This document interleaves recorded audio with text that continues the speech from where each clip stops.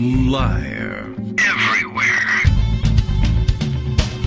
On netrootsradio.com.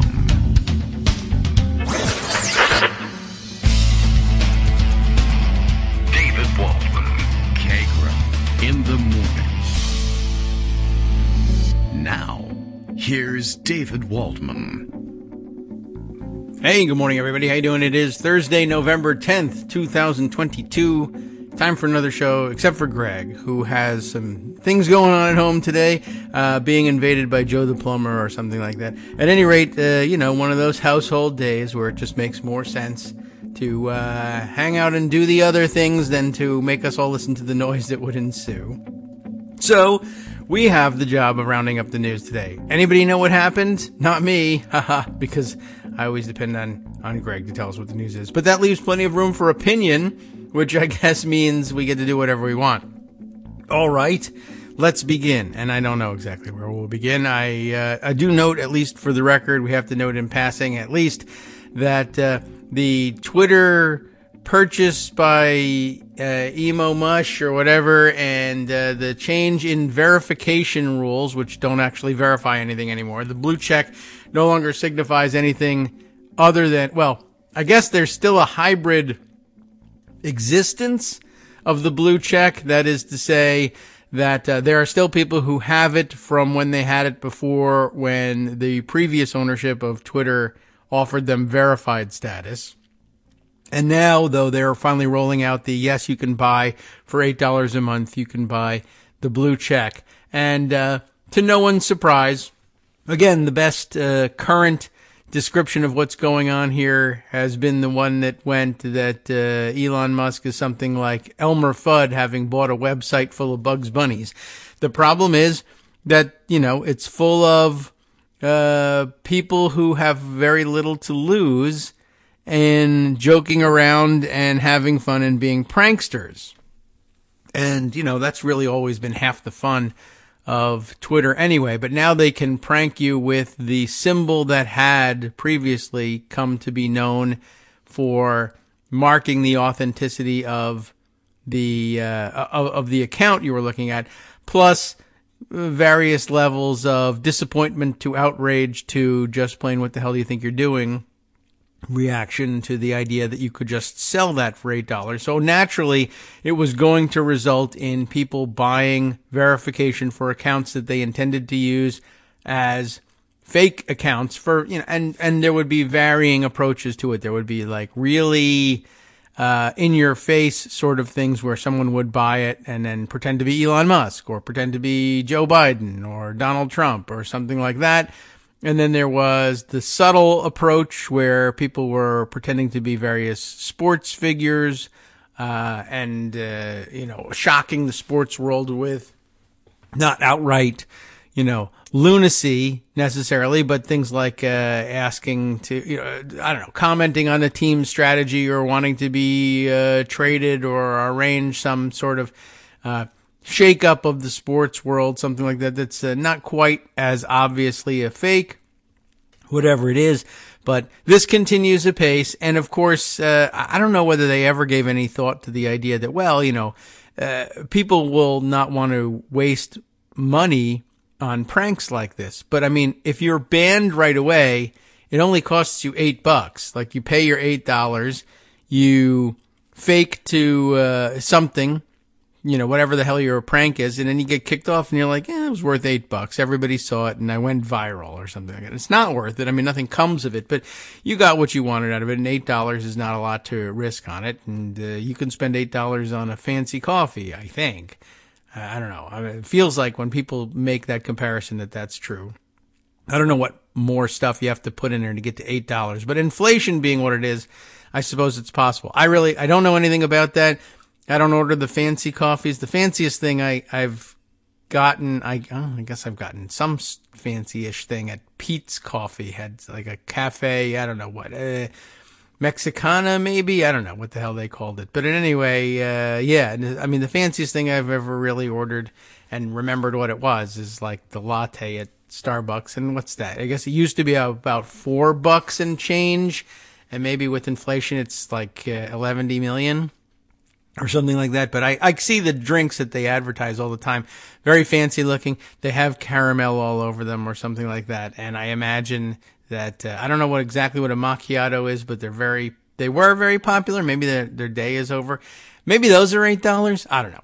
Anyway, the point is, everybody's having a field day, faking being something or other, and they're squashing it. And I don't know, maybe Elon thought that they could establish a record for policing this stuff by squashing a bunch. Let's invite a bunch of people to make obvious spoof accounts, and then we'll squash a bunch, and that'll show how serious we are about it. I don't know.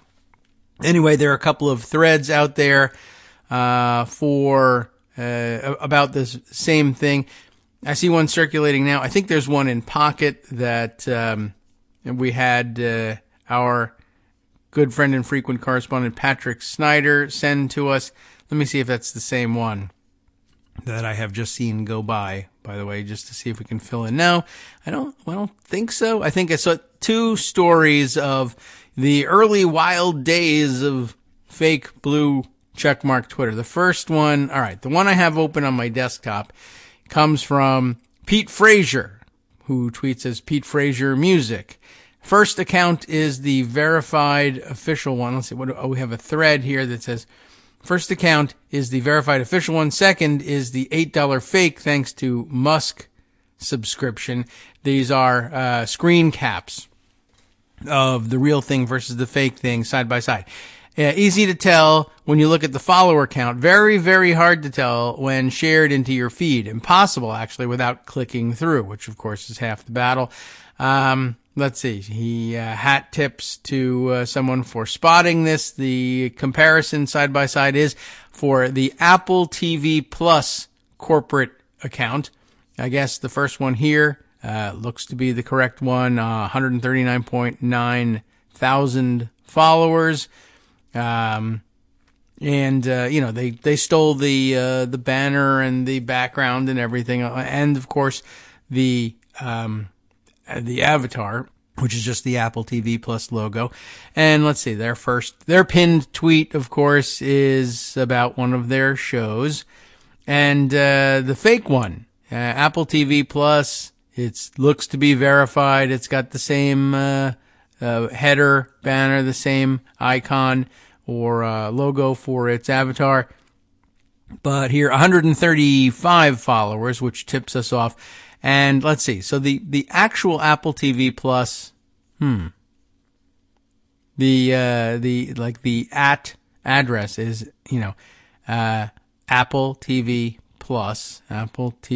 Oh, so they may have done the capital I as the L thing over there. So it is very difficult to tell. Apple TV Plus, and let's see, what did they use there? What did they prank us all with? They tweeted, find purpose where you least expect it. Stream someone's new film on Apple TV Plus. And then they said, in his most honest work yet, Billy Hot Takes, some other Twitter account, invites you along on his emotional journey from sandwich to sauce.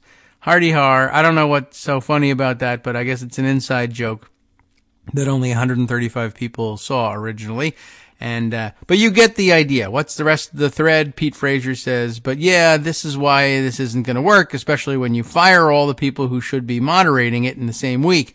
They're going to have to remove this feature or change the color of the tick mark again. There's no world in which this can work. Basically, you're a phishing scammer. I can scarcely imagine a bigger gift being handed to you on a plate.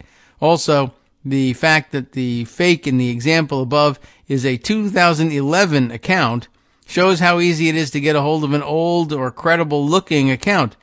Get one with a lot of followers, and you have a seriously convincing fake on your hands. Okay. I'm not certain where he's going with that one. And then I guess that was it. So I guess he was fooled by the fact that somebody had bought an account in 2011 and called it Apple TV Plus, and I guess he thought maybe they beat the actual Apple TV Plus to market with that thing, but he didn't realize it was the capital I. Someone is writing to him to explain it. saying, okay, it's I is capitalized. It's been an old trick of scammers and parodyists for years. Oh, he knew it too, but he was explaining to somebody else. Let's see. Note bene, he says. They can fix this today by making the paid tick another color, but they don't want to because the whole thing is about the fetishization of the blue tick. The $8 value is that it looks like you're more official or trustworthy than you actually are. That's a very simplistic way of putting it and quite correct. What they're doing is selling you fake credibility. Now, let's see. Patrick had sent something, a good thread, he said, on the $8 blue check. Let's check in on that one. And this one comes from Jack Lawrence, Jack M. Lawrence, if you're looking for him on Twitter. It took me less than 25 minutes to set up a fake anonymous Apple ID using a VPN and a disposable email. Attached a masked debit card to it, with the address being Twitter's HQ, by the way, and got a verified account for a prominent figure. Just think what a nation state or bad actor could do. That's true. There's a professional Russian troll army out there. We'll see what they do with it, if anything. He goes on to say, Twitter wants to pass the verification steps off to Apple and card providers, but Apple didn't check a single detail, and you can easily find disposable cards with no links to you or even stolen or hacked card details if you're a particularly malicious actor. The policy is unworkable. He's addressing a slightly different angle of this, which is that you can even scam the $8 part by giving, a fake credit card or setting up with a disposable debit card so that you're never really traceable when you do your scam. I mean, I guess it's probably not a huge worry if you're just doing something like signing up as, Rudy Giuliani with a capital I instead of the L's in one of the names and then pretending to be him. And I've already seen a fake Rudy Giuliani, but I think tweeting is Rudy Giuliani Esquire, I guess, to get past, the fact that the account already exists, verifying it and tweeting a bunch of dumb stuff. And if you're just doing that and you lose your $8, it's not like the FBI is going to come looking for you because you used, a Rudy Giuliani fake account to say you like the smell of your own farts or something like that. And everybody laughs about it and hardy-har. No harm done, I don't think. I mean, I can't think of any way to really do harm with that one, but I'm trying. But I guess if you intend to do something like scam people, which, if you're the real Rudy Giuliani, that is your plan. But if you're the fake Giuliani, you probably just want to do something funny. But if you go scamming people and they come looking for you and all they have to do, trace you with is a burner debit card and a fake address, well, that makes it pretty Wild West. So as he says, the policy is unworkable. Twitter claims they've raised costs for malicious actors, but I think they've actually lowered them. Now, anyone with $8 can buy a verified badge rather than having to hire someone to hack a verified account or troll through password leaks. It's not impersonations of high-profile accounts that are the problem. It's the person impersonating a minor online celebrity, an obscure government functionary, or perhaps their ex. That's where the harm will be done, and no one will notice or care until it's far too late. That's a good point, too. Right, I had said that some of the more clever, by which I meant longer-lasting hoaxes, would be impersonating a minor or even a major sports celebrity, and nobody would think, very much about, it's kind of a wacky opinion, or they're into something strange, or they like cryptocurrency. That's not unusual. Sure, it could really be them, but good point about impersonating your ex or something like that, or an obscure government functionary or minor celebrity. That's where the harm will be done, and no one will notice until it's far too late. The problem with the argument that the verification system, and I guess this is a quote from Twitter now, the verification system now just means something different, and we should accept that, is that the new system is very unintuitive and counter to what every other social media SM site does. If you're not terminally online, you might not realize what's happened. There will be a few examples of big accounts doing big damage, but I suspect the more common scenario we'll see is small to medium-sized accounts doing small to medium-sized damage, or big damage to small numbers of people. It'll be death by 1,000 cuts and not a single blow, And then adding, this is a really good point from Patrick Watson. Jack Lawrence continuing on to say that Watson has a good point. If everyone can get verified without anybody actually verifying their identity at any stage of the process, how will anyone, let alone Twitter, know who the real Dr. X is? Who is Dr. X? I don't know. Patrick saying it's even worse than this in response to Jack's previous entries in the thread. Twitter will have no way to know which of the 7 accounts claiming to be Dr. X is really Dr. X. I don't know if there's an actual Dr. X that they have in mind, but I'm not sure. Anyway, they may find fakes, but they'll ban many real users too. Oh, that's a possibility, right? You end up banning the real person just to get rid of all the, 115 people who might be, for some reason, impersonating Dr. X. I don't know if there's a new Dr. X out there. Dr. X, in my old person's mind is, what was his name? Leon. Was his name Leon Jaskalovich? Probably nobody remembers that. Dr. X was the name that they gave before they, found the guy, I guess, and put him on trial and convicted him of murder, who was a real live doctor. I think his name was Leon Jaskalovich. I wonder if I can even find that. How do you spell it? I don't know. See if we can find that. Leon Jaskalovich is there. So he was a doctor. Do I have Leon? Or was that not his name? Not Leon. Maybe it was. Looks here like it says. Maybe it was Mario Jaskalovich. Is that right? But he was a doctor. And Mario, I guess. Okay. I don't know why I thought Leon. Anyway, that he was, murdering patients by injecting them with poison for some reason. I don't really remember the reason. I was very young at the time. So this is like a 1978 murder trial. 2 of 5 murder charges dismissed, by the way, in that case. And Jaskalovich was injecting them with the poison, as I recall, curare.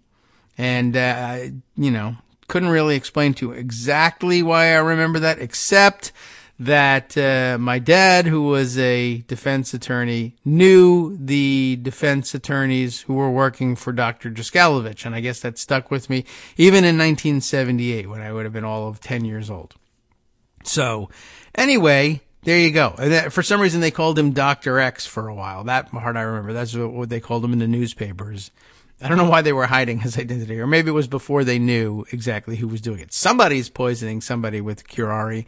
It's Dr. X, we suspect. All right. Well, that has nothing to do with it at all. At any rate, it was just an example. Mr. X would have worked just as well. But, in these gender labeling days, perhaps it was better to go with doctor.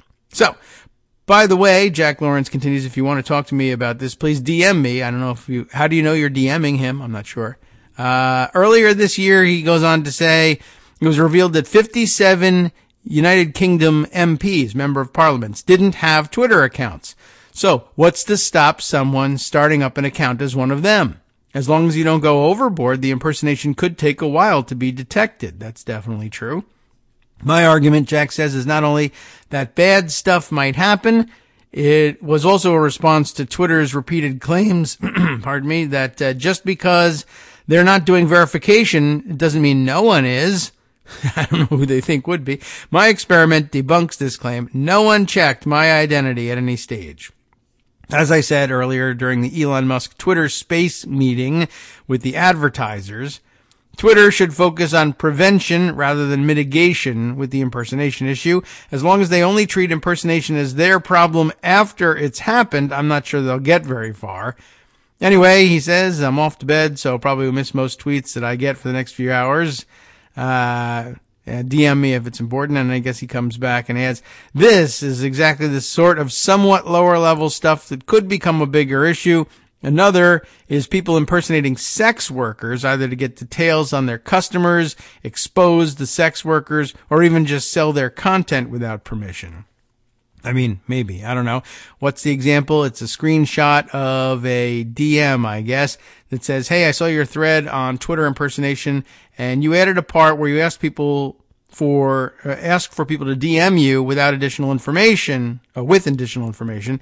And that I wanted to say thanks for going through it all and showing the blatant holes in Musk's plan.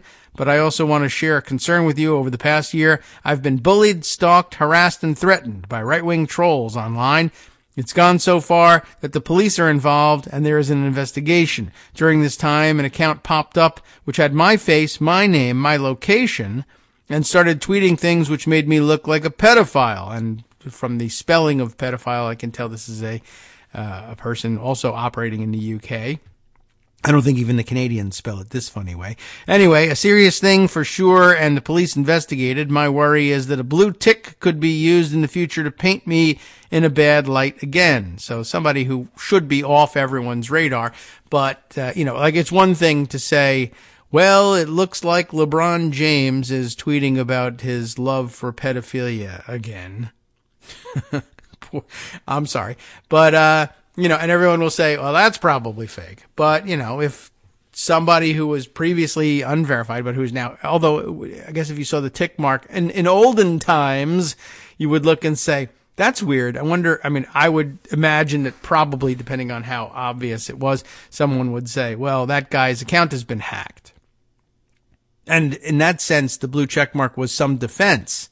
It looks like that person is verified, and clearly they're not going to go around saying, boy, do I love being a pedophile. It's great. I can't wait to ruin the lives of many children, and then whatever. All right, so the first instinct would be that account is hacked. Now, I guess the first instinct, if you know about the fact that you can buy a blue check mark for $8, the first instinct, if you're up to speed on that, will be somebody has bought a blue check mark and is spoofing this person. But you may say, I don't know who that person is or why I should care. So I don't know. Anyway, he concludes the thread here by saying maybe Twitter is better at moderation now despite losing staff, but around the start of the COVID pandemic, one of my friends had their full address posted on Twitter by trolls for days without anything being done despite multiple reports.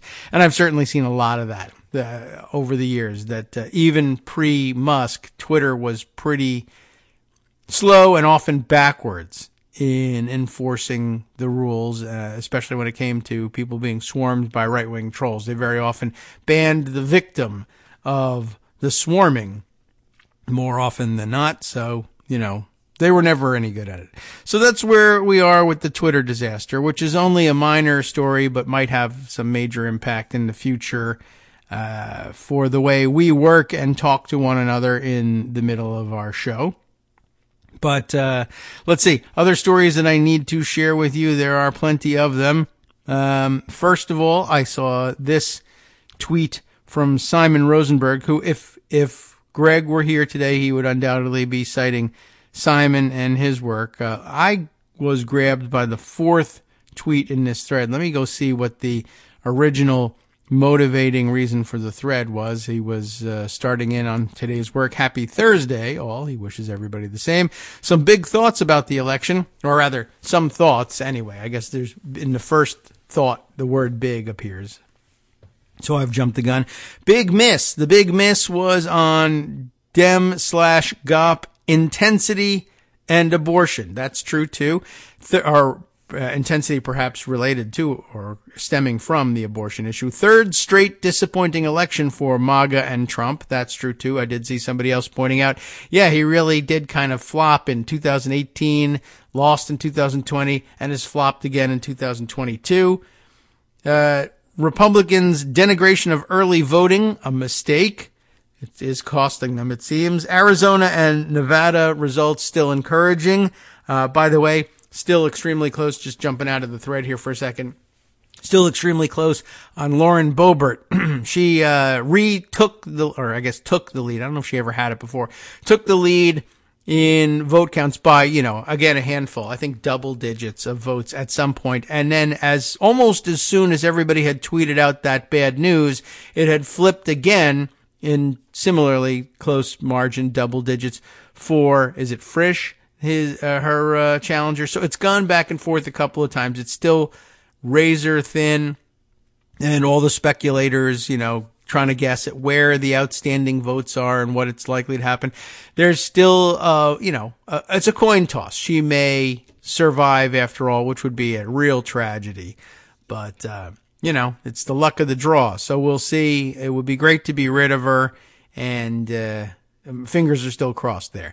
Let's see. And of course, we are encouraged by Simon Rosenberg as his last bullet point here to please give to Reverend Warnock today, and now in a runoff, unbelievably, with Herschel Walker. And I liked my line. I'm playing off of the pastor whose speech we saw the other day. It would be a great use of the line, the GOP, the GOP is sending a walker to a runoff, like bringing a spork to a gunfight, a knife to a gunfight, or a spork to a knife fight for that matter. A walker to a runoff. You get it? All right. So Simon is tweeting about all of these things and playing off of ASIN's video cap this morning of Jesse Waters talking to Lindsey Graham on Fox News, asking what happened in Pennsylvania, and Graham says early vote killed us.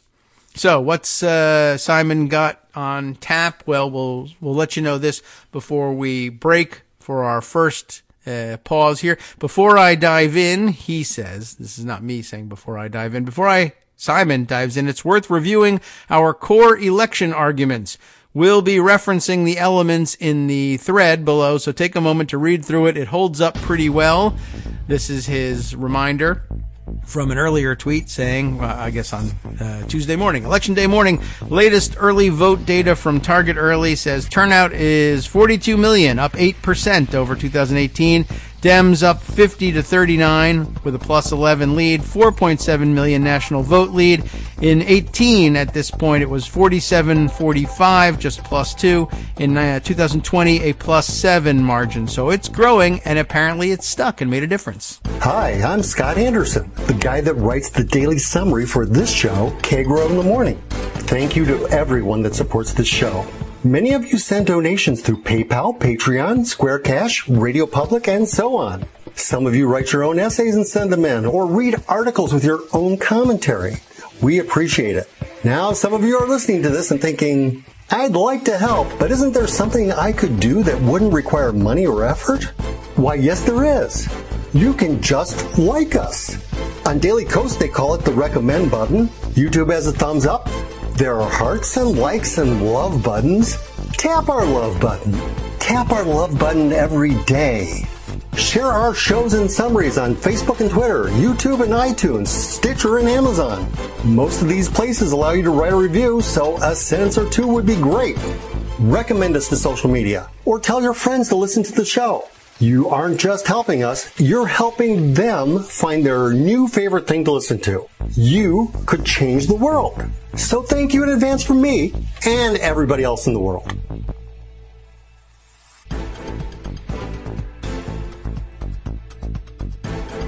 All right, welcome back now to the Kagro in the Morning Show here on Netroots Radio. Let's see, did I mark for inclusion in Pocket that first thread that I read, I guess, about the impersonations? I probably didn't, so that's a bit of a mistake. But, what can you do? I don't think anybody's going to lose out for not having a connection to that first one about somebody having impersonated Apple TV Plus. But hey, anyway, let's see. Back over to Simon Rosenberg, who had something important to say. What was it, Simon? Well, remember, before he dove in, he wanted to let you know about the trend line from 2018 on with early voting that Dems, I guess, in guessing, based on who had requested ballots, appeared to hold on to just a 2-point lead in early voting, which increased to a 7-point lead before Election Day 2020.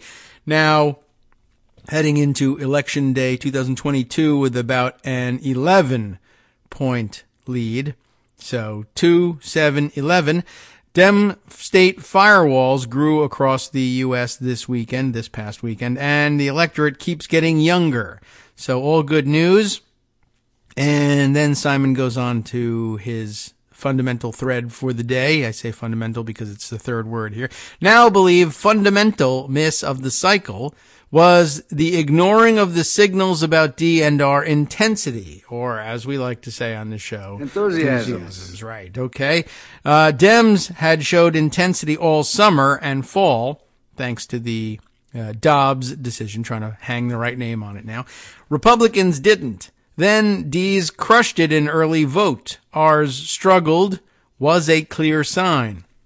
And of course, R's struggled because they had spent the prior couple of years saying that early voting was somehow voter fraud because Dems do it. So it must be voter fraud, and why they didn't just combat it with their own. Since they are constantly saying, well, voter fraud is what Democrats are using, and then trying to commit voter fraud of their own, either in an attempt to actually stuff the ballot box or simply to demonstrate that voter fraud was possible. Which, if it's possible, what you're looking for is to show that it's possible without getting caught. But if you're trying, this is the fundamental problem with this. Has anybody really identified this problem for them at this point? I don't know. But if you're trying to identify the problem by demonstrating that voter fraud is possible, you can only demonstrate it to people if you get caught. Because if you do it and nobody notices, you're unable to point to it as evidence that it's possible. So you're doomed from the start. If you succeed in perpetrating the fraud, but you're only doing it to show that fraud is possible, it only works if you get caught. So you might as well just try and do it without getting caught and in massive numbers, except you won't be able to because it's not actually possible. So whatever, you'll just be caught for regular reasons. So I don't know. It's a dumb plan to start with. There you go. So where were we with this? Right. Now Simon says, now believe fundamental miss of the cycle was ignoring the signals about D and R intensity. D's had it all summer and fall. R's didn't. D's crushed the early vote. R's struggled. That was a clear sign, but somehow we got at least news reports of this red wave. He's very succinct, and he's trying to keep the character count down so he can fit everything in each tweet, and he speaks in that clipped style, so I fill in the details. We got this red wave thing, which, you heard about in the days and weeks running up to the election from Greg, saying, I know that's the narrative, but the data is not there for that. And then there were, of course, the theories about, well, okay, now we're seeing dozens or more Republican internal partisan polls being dumped to try and bolster that narrative, et cetera, et cetera. So Simon includes one of his own older tweets in this one, I guess by way of filling in the blanks on this. It says, as I try to make sense of what happened, I keep coming back to what I wrote below. There were ongoing very clear signs of Dem intensity. There were ongoing, very clear signs of GOP underperformance. This was a big miss. Now he continues with his current thread, Simon saying, as Simons frequently do, and of course the thing which drove the Dem intensity was GOP extremism on abortion. Is anybody ever going to catch on with the GOP thing? All you people have to start saying GOP so I don't feel so dumb about it. Anyway, you can't tell in print, of course, which doesn't help. Anyway, it was really important to R's that they erased the notion that abortion could drive U.S. politics. Ideological implications of this is dire for them. It was pure gaslighting. That is the fourth tweet in this thread. That's the one that actually caught my eye and made me say I want to read this thread. This whole part here, it was important to R's that they erase the notion that abortion could drive U.S. politics. Ideological implications of this is dire for them. It was pure gaslighting. I keep coming back to the fact it doesn't mean anything in particular, but the number, I mean. But we now have what? Was it last night that there were 5 states, or are we including Kansas in the count of 5?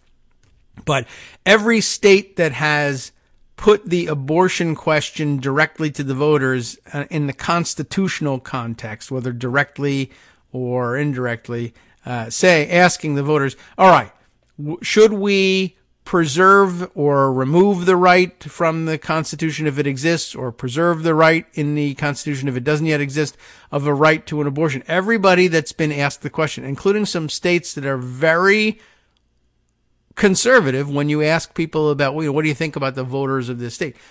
Kansas, of course, being the first shocker, but, overnight, or over the last election, I can't even remember who else did it, but I mean, Montana, Kentucky, fairly conservative places.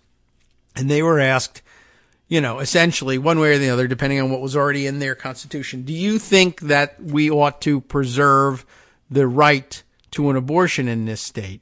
And everybody said, yeah, we should, whether that was in the form of saying, no, don't take it out of the Constitution, or yes, put it into the Constitution, depending on the state. But it didn't lose anywhere. And I kept seeing the number 5. This is the number of these states being bandied about, and I don't know whether it was 4 on Election Day plus Kansas, or whether an additional 5 in addition to Kansas. But either way, even if it's just 5 in total, there's only 50 states. So 10% of the states in the space of the few months since the Dobbs decision, the first election to come around since then, have said, yeah, for all the Republicans who said for years, well, we're just asking you to leave it to the states. Well, all right, it's been left. It's now being left to the states, and state after state in places where you really probably would have guessed, well, that's not going to work. It's going to backfire, and people are going to ban abortion in that state. That's, and in some states they've banned it, but it's been legislative. There hasn't been a chance for, and I guess in some states there never will be a chance for the electorate to speak at large directly to the question. They'll have to do it indirectly through representative democracy, which isn't working very well at the moment. But, 10% of states have said, no, that's not what we want to do. Leave it to the states? Fine. No, we don't want this. Oh, that's pretty interesting. And how interesting is it that, pure gaslighting. The Republicans have done a great job succeeding in convincing people that if you ask people straight up whether or not they want to ban abortion in Montana, in Kentucky, of course they'll ban abortion. No, they won't. How interesting is that? All right. And I guess maybe this will answer some of the question here. Tara McGowan, who has a blue check mark, though I don't know why.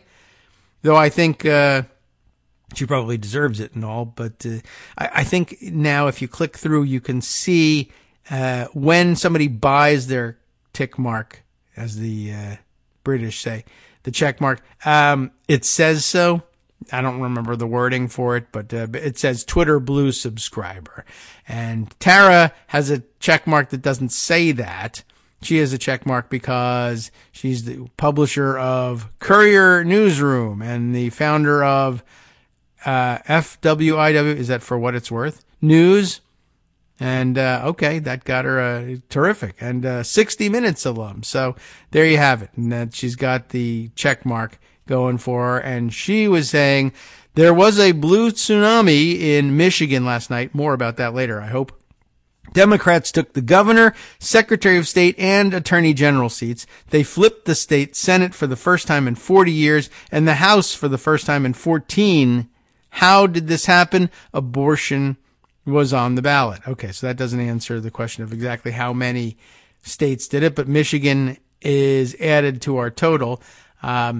By the way, I do have an article here. Perhaps maybe all we need for now is the headline. Democrats win control of Michigan legislature for the first time in almost 40 years, winning both chambers. And remember, this too, just like leave it to the states. Well, now it's been left to the states, and guess who's sorry about having left it to the states? Republicans. Free Michigan. You remember I commented on this yesterday with Greg.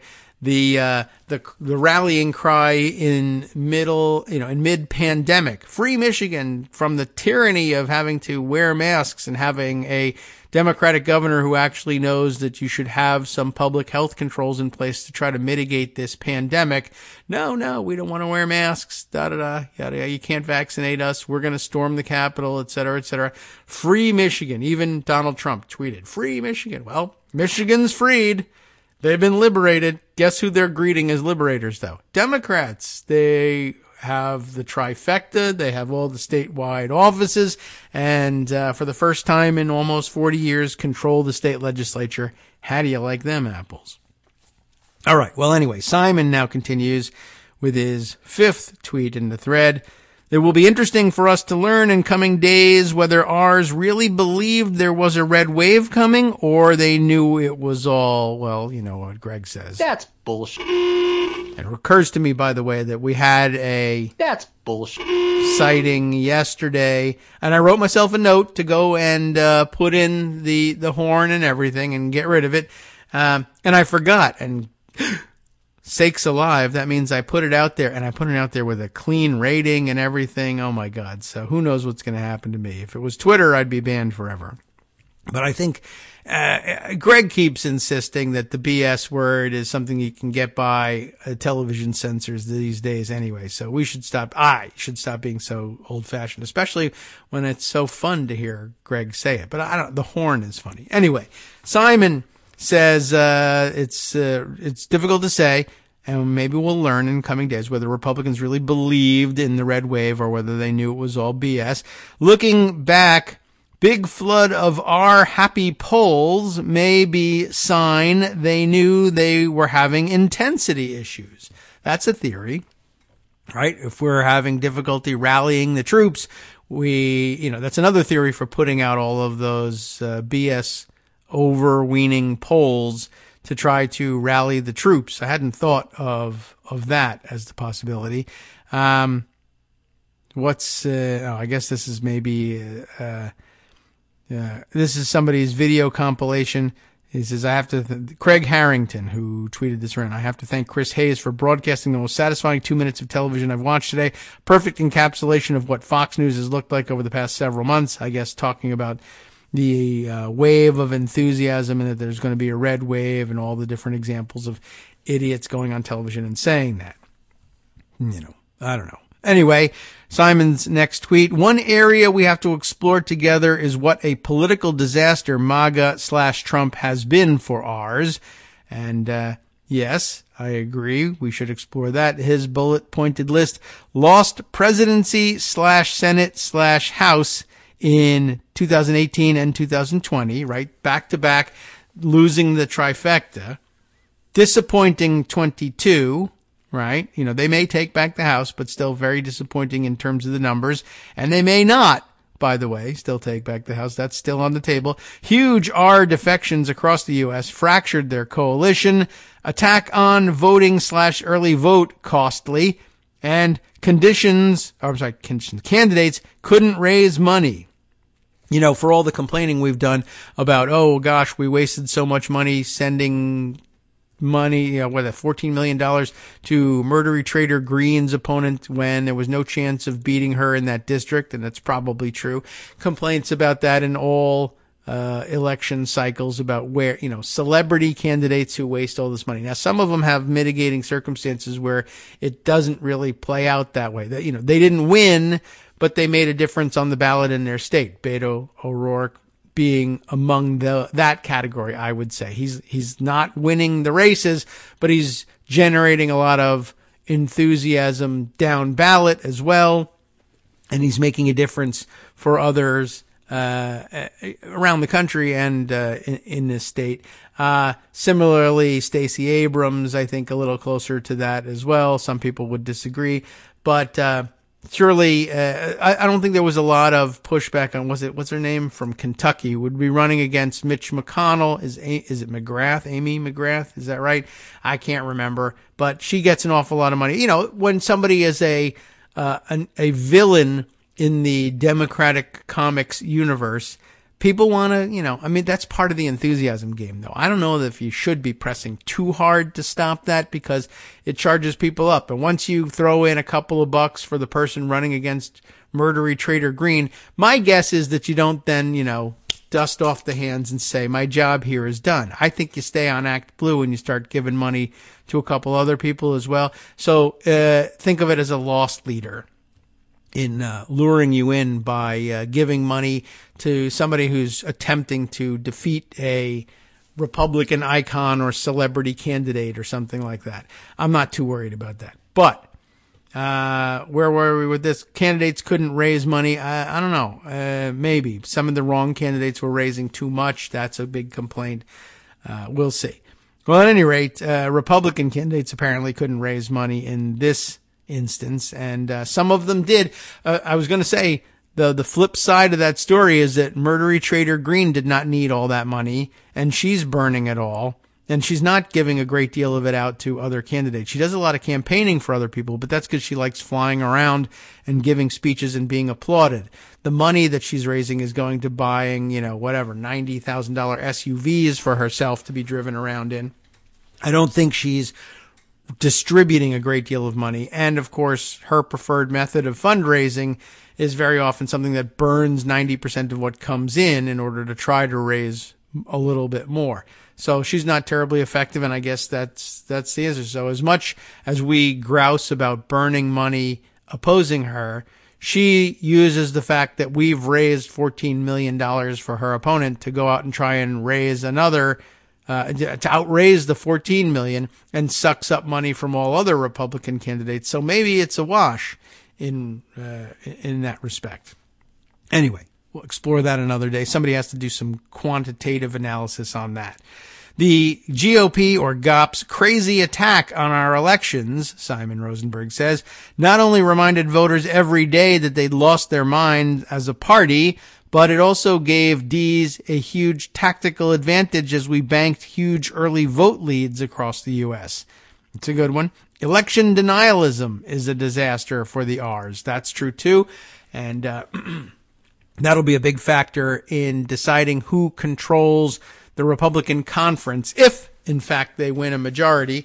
Nobody really thinks that Kevin McCarthy is going to be able to lead that conference, and everybody is already talking about, even Murdery Trader Green possibly being considered the de facto leader of the Republican conference.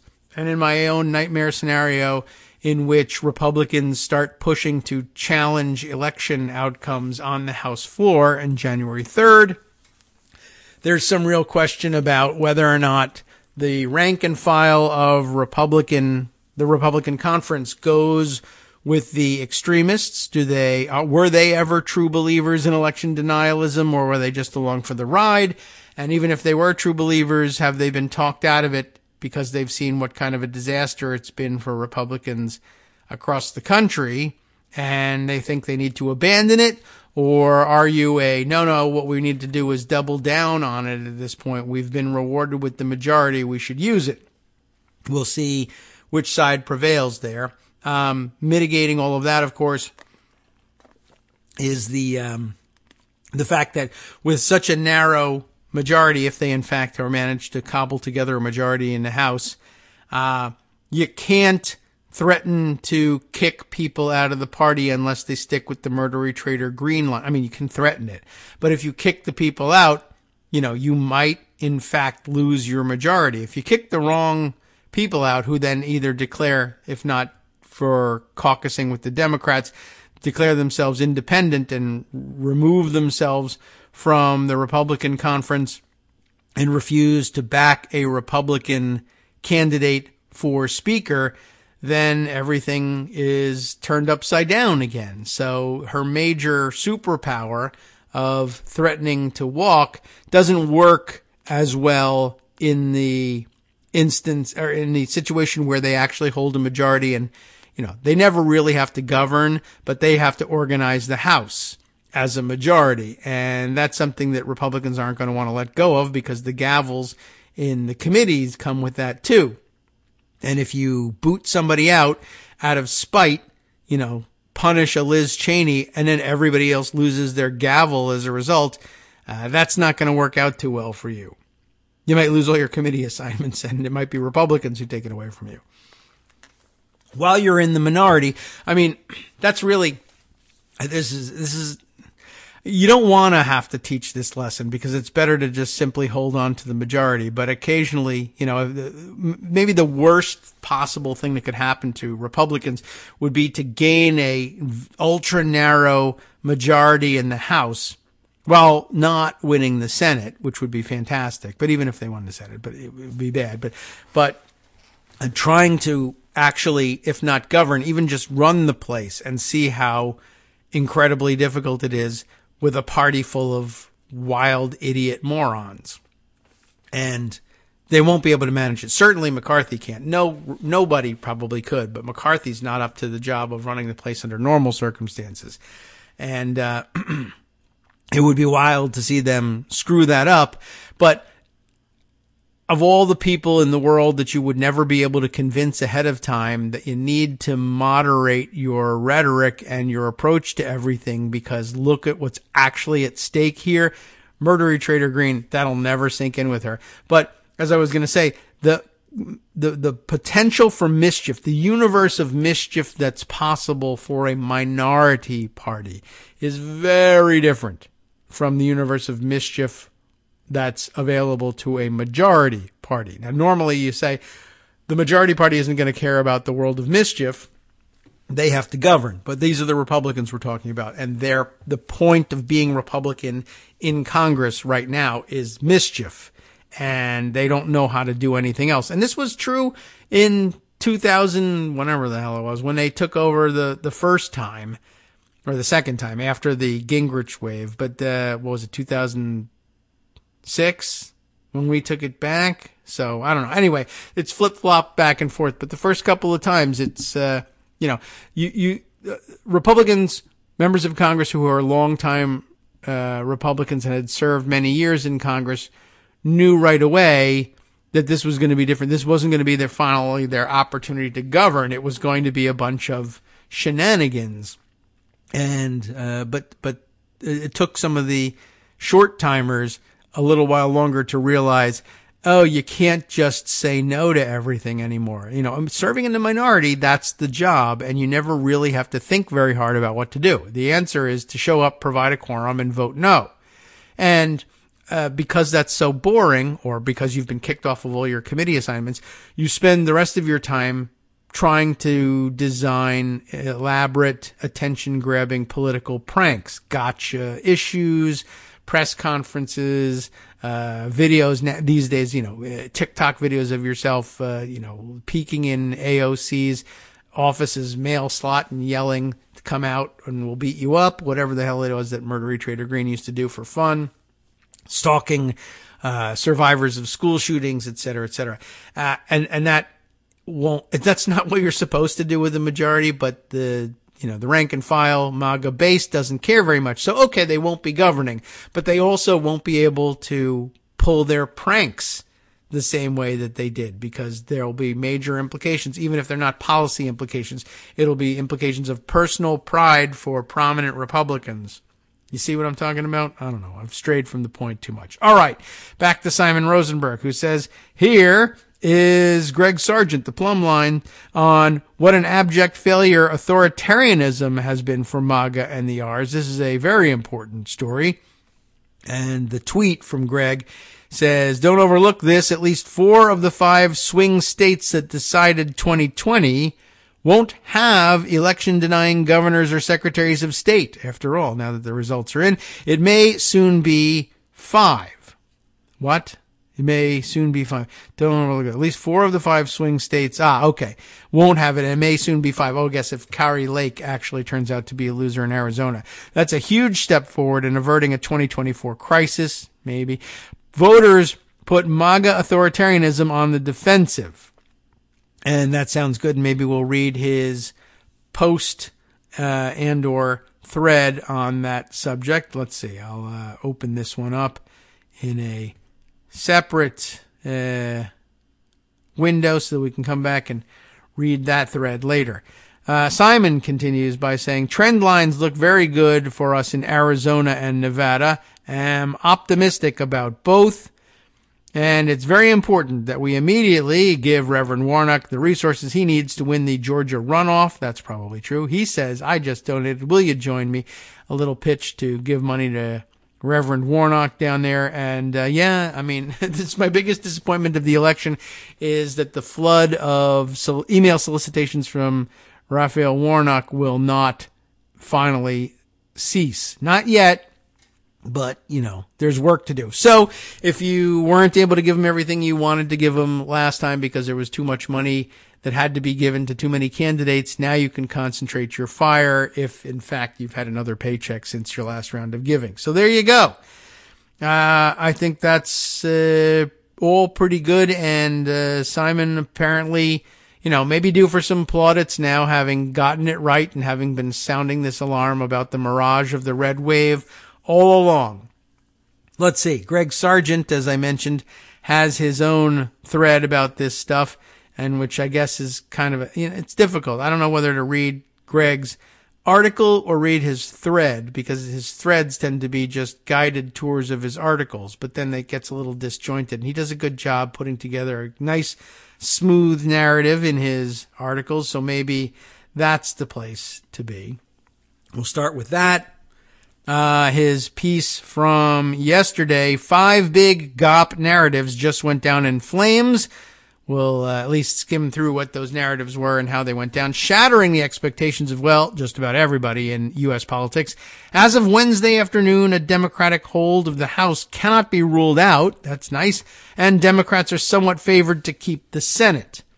It's, hedging the bets, but hey, that's what you have to do in these situations. We might not know either outcome for days, but we already know this. The vaunted red wave never materialized. I now call it the red blave, borrowing from Princess Bride, because everything I do is borrowed from Princess Bride at some level. In the Senate races, John Fetterman triumphed in Pennsylvania. Mark Kelly favored to prevail in Arizona with more than half the votes counted, and Catherine Cortez Masto in Nevada also looks, she trails in Nevada, but the makeup of outstanding ballots gives her a plausible shot. That's good news. Actually, I'm now I'm reminded of something I was doing during yesterday evening, which, I'll try and decide whether or not that's something we have to discuss. Anyway, our next break is coming up, but I'll just read our way into it and over the music when we get to it. Right. If Kelly and Cortez Masto prevail, Democrats will hold the Senate. But even if only one does, Democrats can keep control by winning a likely runoff in Georgia, where Democrat Raphael Warnock narrowly leads. Meanwhile, in the House, Republicans have yet to secure the 218 wins they need, though they're still narrowly favored to do so. Beyond the demise of the red wave storyline, 5 other big media narratives just went down in flames. Here's what we have learned instead. And would you like to know what those things are? Can't fit all 5 in the last 10 seconds of the music. Instead, I'll tease you by saying come on back after just 1 minute. It's only 1 minute you have to wait until you hear those 5 things that exploded. All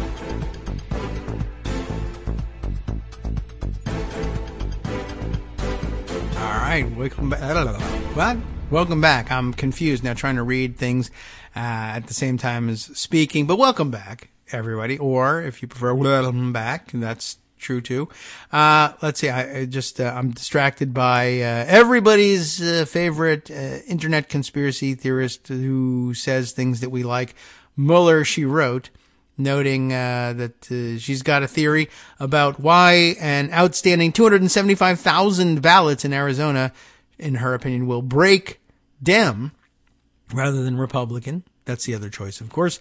If you've been watching MSNBC and Steve Kornacki, you've most certainly heard about the 275,000 mail ballots that were dropped in drop boxes on Election Day. Is that right?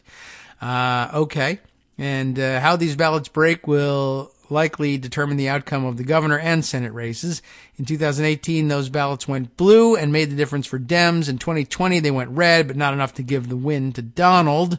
2018 was pre-pandemic, and I imagine in 2020, Dems were more likely to mail their ballots, not drop them in drop boxes on Election Day, so they wouldn't have to come in contact with GOP cooties, and that may have accounted for fewer Dem ballots in this batch in 2020. Plus, Trump and Barr railed against mail-in voting because of their lies that it's rife with fraud, so more Republicans felt better about dropping them off in drop boxes on Election Day. So it makes sense that 2018 went Dem, 2020 went GOP with this kind of ballot. So why would 2022 mail ballots from drop boxes be majority Dem?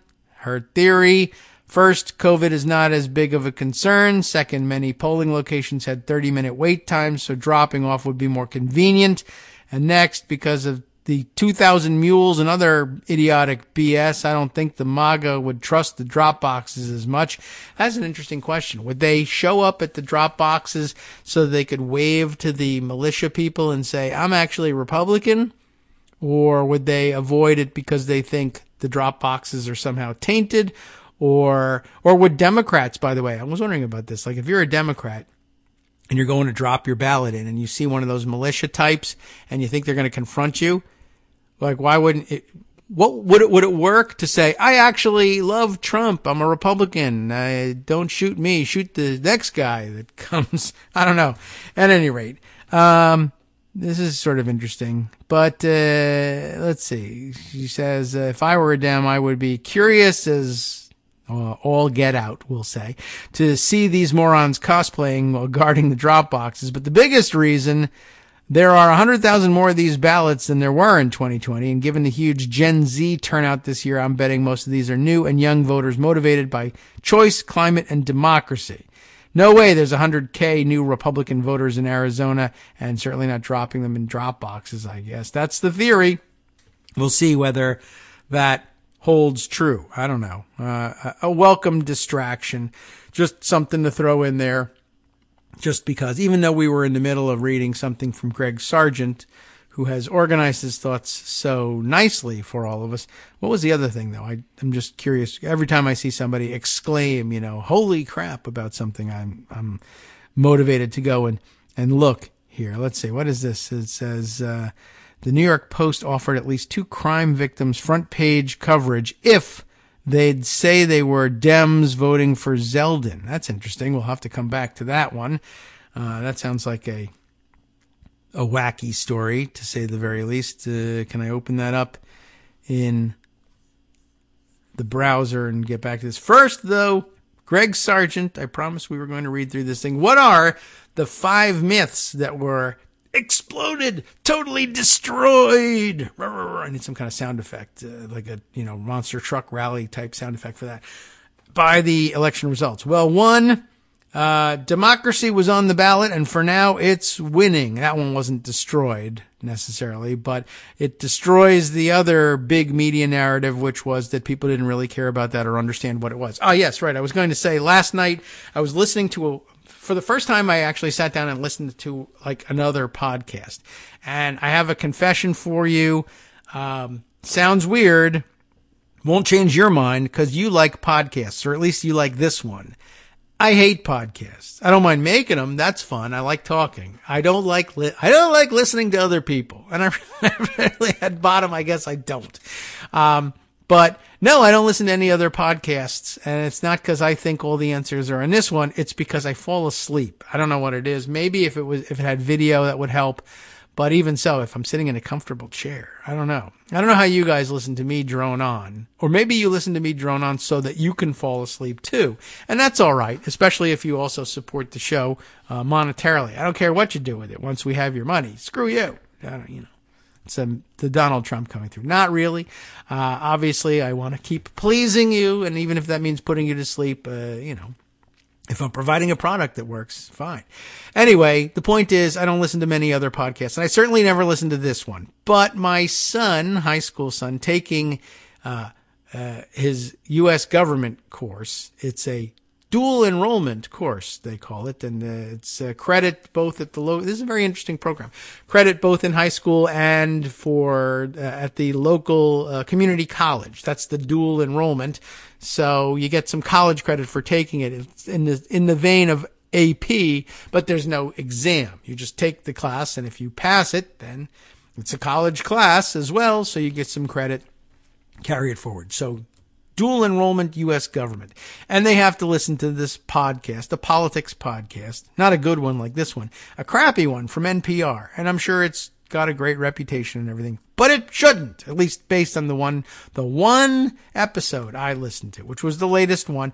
And it's NPR's Left, Right, and Center. And I don't mean to dump on them too much because I don't know the guy and the host. But anyway, the idea is pretty much a nightmare, just as you would think that the host is the center. He's neutral. You know, he never has any biases. I'm sure he wouldn't even say that about himself, but I guess that's supposed to be the understood premise. And then they'll have someone on from the left and someone on from the right, and they'll talk civilly about all the things that are going on, and you'll get a balanced approach to everything. I don't remember who was on. I guess I could look for the page so that I could tell you, but the right person was someone who had held a role in the Trump administration, which, you know, that's certainly right wing. But that's all you can say about them. But I don't remember who it was, and I'll look it up just to go and see who it was. So the host is David Green from NPR. You know, he didn't do a good job with it. I mean, that's my opinion. Maybe he does better job in other episodes, but I think was biased against this thing from the start. I should probably say that. So who's on? Sarah Isgur, who is a staff writer at the Dispatch, was the right-wing person. As I recall, he says during the podcast that she held a position in the Trump administration. Let's see. With experience on 3 presidential campaigns in all 3 branches, she knows how decisions in Washington get made, is her bio on the Dispatch. But it doesn't say much else about her. Maybe I could look her up on Wikipedia or something like that. Let's see what's going on here. Might as well go into it. American attorney, political commentator, former spokesperson in the United States Department of Justice, I guess during the Trump administration. She defended Trump administration's family separation policy, boo, as well as Executive Order 13769, known as the Trump travel ban, boo. She was campaign manager for Carly Fiorina in 2016. Boo and duh. She also worked for Mitt Romney in 2012. Boo and duh, but whatever. In 2016, she was a fellow at the Harvard Institute of Politics, which, again, duh to the Harvard Institute of Politics as usual. And now at the Dispatch, whatever. She wasn't horrific, but, you know, she was at least an exemplar of the right. For the left portion of the show, however, it was Elizabeth Bruenig, who, you know, I mean, to my poor impressionable son, I don't know, she was introduced as being from the left, and she's a writer for The Atlantic, and he doesn't know, you know, how far out on the horseshoe spectrum of politics Elizabeth Bruenig actually is. But it didn't matter, even if she was a legitimate representative of Democratic left politics, which she isn't. She still would have been set up for failure, in fact, by David Green. The most glaring example, he was supposed to analyze the podcast, and I didn't even have to open my mouth. He spotted this one right away. There's discussion of the election, but it's prior to Election Day. And they're still stuck in red wave world. And David Green, this was amazing, asks Elizabeth Bruenig first, Elizabeth, what are the Democrats doing wrong? Of course, with the assumption that they are doing something wrong, that there's going to be a red wave. That's why everyone believes they're doing something wrong. What are they doing wrong? And Bruenig, like, snort laughs, essentially. What aren't they doing wrong? You know, it would be ridiculous to ask me what they're doing right, but what are the Democrats doing wrong? Where do I even start on a question like that as Elizabeth Bruenig, right? Okay. And so my son hears it and goes like, you know, his mouth agape, like, what?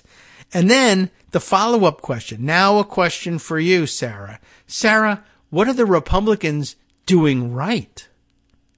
And he about hit the floor. He couldn't effing believe what he was hearing, and neither could I. That's it. Now, if you had said, what are the Democrats doing wrong? Now, Elizabeth, what are the Democrats doing right? Now, Sarah, what are the Republicans doing right? And follow up with what are the Republicans doing wrong? But no, that was not the setup. The center setup, thank you very much, the entire exchange is Elizabeth Bruenig, tell me what Democrats are doing wrong. Sarah Isgur, tell me what Republicans are doing right. Amazing, crystalline example. And so I said, you know, by the way, you've been assigned this by your teacher because in all likelihood, the teacher believes that left, right, and center, we'll have someone from the left, the right, and the center on, and it's NPR. And how far from that mission could they possibly stray? This is not going to anger Republicans. It's not going to anger Democrats by assigning you this. There has to be an assignment. If you assign them to listen to this show, Republicans would go bananas. And probably a lot of Democrats would go bananas too, I guess. I don't know. Maybe both sides. I just did it. Anyway, now you can assign me because I just both sides did. You'd never assign me. You'd never assign, I don't know, Joe Rogan, Ben Shapiro, something like that. That would be too controversial. So left, right, and center. But left, right, and center sucked. It was horrific. Anyway, I don't know if all the rest of the episodes are like that, but if they are, shame on everybody, and NPR in particular. So anyway, I just wanted to say that. That was the side issue in the middle of my second, third, fourth, fifth interruption of Greg Sargent's doubtlessly smooth and seamless presentation of real, coherent political thought. Now back to him. Democracy was on the ballot, and for now, it's winning.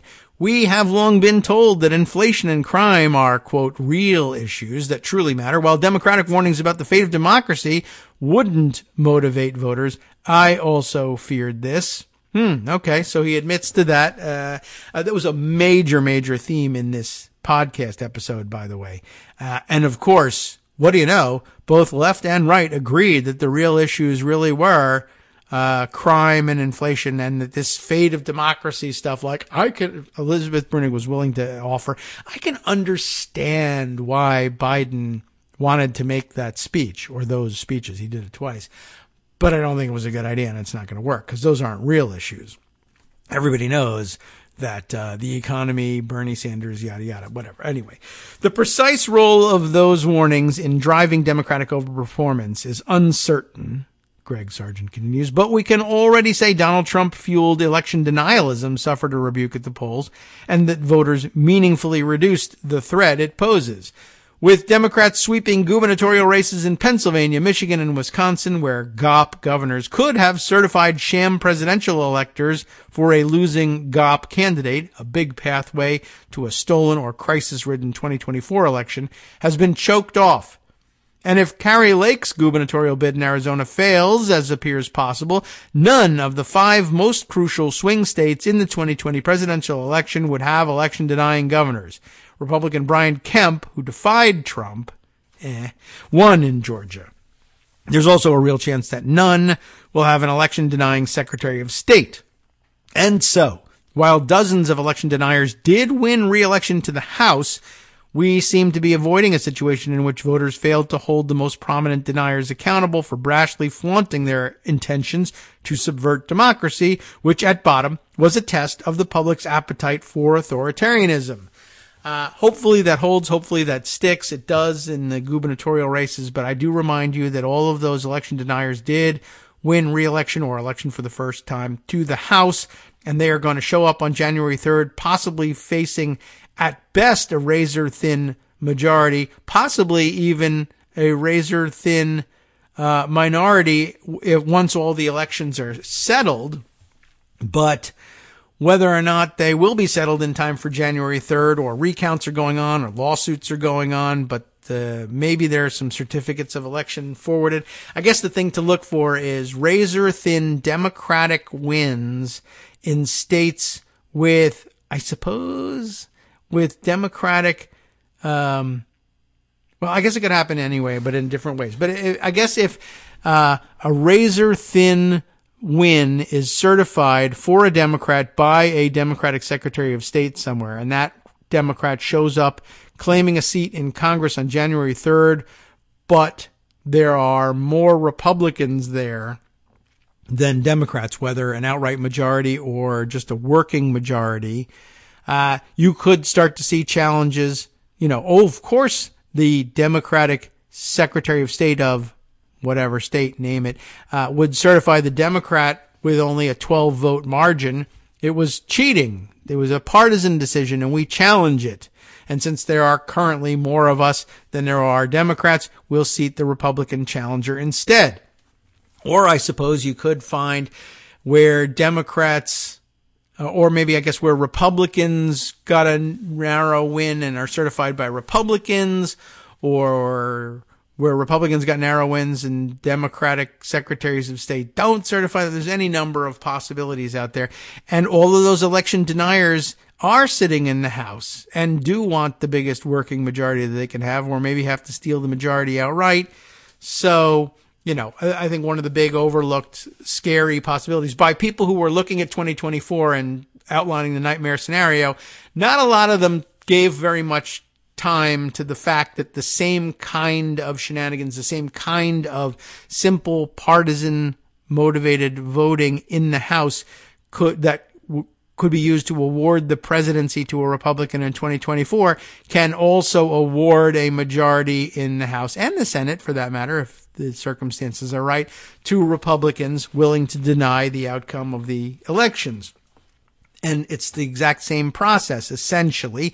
There's no Electoral College involved in it, so changing the Electoral College Act does nothing to combat that from happening in the House. But there may be nothing you could do since it's a constitutional prerogative.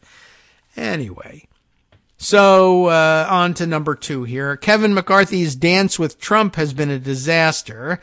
Just after January 6th, 2021, the House Minority Leader privately concluded Trump should resign. Then he made a public pilgrimage to Puerto to cement their alliance and helped cover up the Trump coup attempt for the next 20 months. For a time, McCarthy's game was widely treated in the media as clever. He was harnessing the energy of the Trump base to retake the House, even as the GOP didn't appear poised to pay any political price for helping place Trump beyond accountability. We'll never know what would have happened if McCarthy had taken the other path, using January 6th to marginalize Trump. But we do know now that harnessing Trumpist energy failed to produce the decisive rout he predicted. In a poetic twist, the Trumpier House Republicans now see McCarthy as a wounded animal. Punchbowl News reports, even if Republicans win the House majority, its sheer narrowness is likely to make it easier for members of the MAGA caucus to knife McCarthy in the back, legislatively or with a leadership challenge, a fitting end given the corrupt bargain he struck. Number 3 here, Democratic meddling in primaries worked. When Democrats elevated MAGA Republicans in primaries, believing they would be weaker general election opponents, the roar of pundit criticism was deafening. And to be fair, at first it looked prone to backfiring by letting election deniers sneak into office. But it was a bet that seemingly, that's a good word for it, seemingly paid off, as HuffPost's Kevin Robillard demonstrates. 6 of the most prominent election-denying candidates who were boosted by Democrats in the House, Senate, and gubernatorial races went down. Now, untested is whether or not the other Republican would likely also have gone down. If the enthusiasm for abortion was what was driving it, there was very little chance that you were going to find that the less MAGA-y Republican was also pro-choice somehow. No, probably not. The critics oversimplified this matter, says Greg, but if you believe the House could pose its most dire threat to a democracy simply by virtue of being GOP controlled, and you also believe elevating a few election deniers might make that outcome less likely, then it's not an entirely cynical strategy. It risked one outcome, adding a few election deniers to the House, to reduce the risk of another, worse outcome, a House under GOP control. But then that's what we ended up getting, isn't it? Or it certainly looks like it might be. But not strong control. And of course, still some possibility that it won't be. Now, if the D's manage to hold on to control of the House, then I guess it'll be very difficult to deny the effectiveness. Except, again, a lot of moving parts. So I don't know. In fairness, it was probably too risky to elevate election deniers running for executive positions in states where they could seriously subvert democracy. That said, they don't seem to be getting into office either. So as power politics, this strategy succeeded. Certainly gets a maybe from me. Invasion language, number 4, did very little for Republicans. House Republicans poured enormous sums into ads depicting the migrant, quote, invasion in the vilest of terms. Republicans have long enjoyed a presumption of a major advantage on this issue, but aside from Trump's 2016 victory, it keeps failing to deliver. The border was central in the 2018 and 2020 elections, and Republicans lost both. though with House pickups in the latter. That's true too. I didn't see very much in the way of the invasion language, probably because I was involved here in, I didn't see much advertising generally speaking, but when I did see it, it was for the local congressional race, and the Republican candidate, though not Latino, is an immigrant, and I guess was appealing very strongly to the immigrant community, particularly the Asian immigrant community. And I did see a lot of new Asian immigrant voters, which is generally speaking a good thing. And it was very interesting, as if they were to be believed, when they knocked on my door for Hung Kao and told people, I'm not a Democrat, I'm not a Republican, I just think, I just think the U.S. shouldn't be turned into China. Well, okay, we all can agree on that. And, I don't know whether that voter comes back or not if there isn't an Asian candidate on the ballot next time. But, there could be Asian candidates on the ballot, both D and R, for a very long time in this area. It's very diverse. Anyway, I think maybe that's why there wasn't much about it. Although there's certainly room for an Asian immigrant to criticize the situation on the southern border, given that they probably didn't cross the southern border to come to this country. So it's not that they couldn't do it. It's just that they didn't spend a great deal of time on it, as far as I can see. And he was much more passionate about guns and China than anything else. Anyway, some will argue that Democrats neutralized immigration this time by keeping some of Trump's border policies. And it's true that the party hasn't made a case for its own immigration vision. Still, GOP confidence that President Biden's quote-unquote disastrous open border would spark major electoral repudiation, giving Republicans space to hyper-radicalize their base around the issue, has proved wrong. And if Blake Masters loses in the Arizona Senate race after openly embracing great replacement theory and running ads featuring the most lurid and militarized invasion imagery imaginable, that will only add more evidence against the political effectiveness of this GOP strategy. So fingers crossed for that one. A radicalized MAGA House might not have free reign after all is number 5. Sounds like something we were discussing earlier. See what he has to say. It has been long been suggested, including by me, that a GOP-controlled House would be able to run amok with Benghazi-style investigations and impeachments of everyone down to the White House chef. But if the majority remains narrow, it's unclear whether the votes will be there to impeach Biden. And while zealous investigations are expected to roar forward, Republican leaders are almost certainly going to struggle to prevent the unruly MAGA caucus from truly driving things off the rails. Republicans will likely still win the House, and the Senate is still in play, but the big emerging story of these midterm elections is that MAGA-fied authoritarian forces, enthusiastically embraced by the GOP, suffered unexpected and potentially grave setbacks. Whether Republicans will accept this interpretation and act on it is another matter entirely. Very true. So, very well taken there, Greg. Let's see. Other things that I may have opened up and thought that we should read.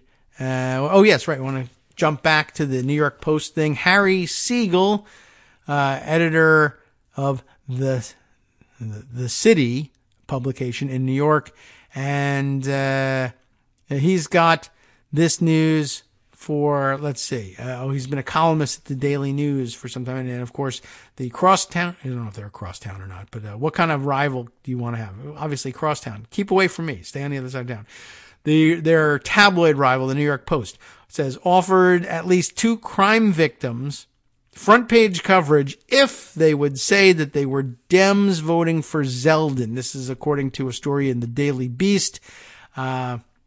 Just very quickly here, the screenshot that was grabbed here says from Rupert Murdoch's New York Post, which served in effect as a vastly valuable independent expenditure for the Zeldin campaign, as it openly tried to make the news by crusading to elect a Republican challenger to a statewide office in New York for the first time this century, even, and it's highlighted here, telling 2 different crime victims I know of, I guess the reporter at the Daily Beast, that their stories could make the cover if they'd say they were Democrats voting for Zeldin because the city is pretty much a hellhole now. Let's find out what the context around that is.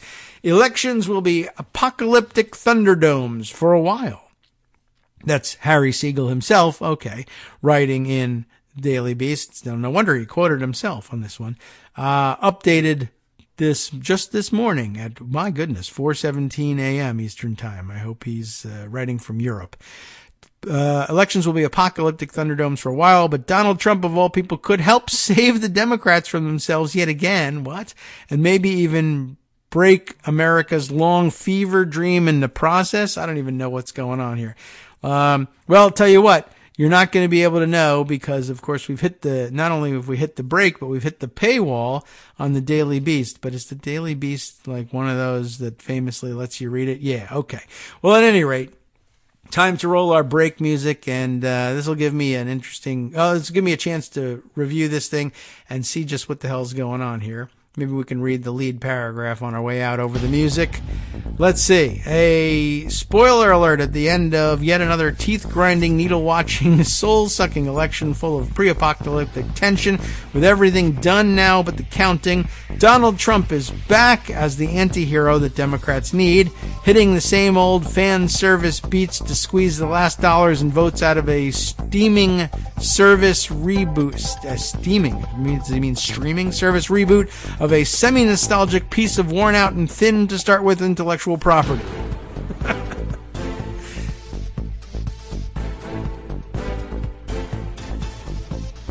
Hi, it's me, David Waldman, the same guy who was just talking to you a second ago.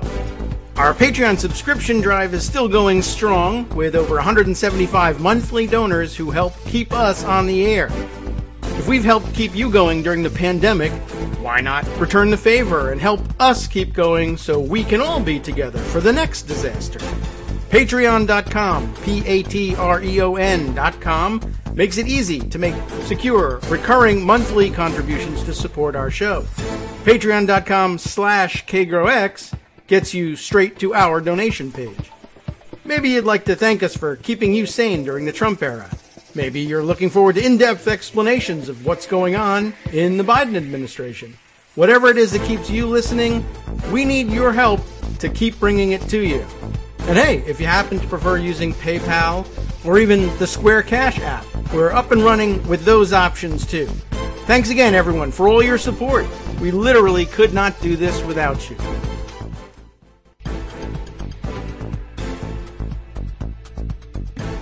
All right, welcome back now to the Kagro in the Morning Show here on Netroots Radio. Okay.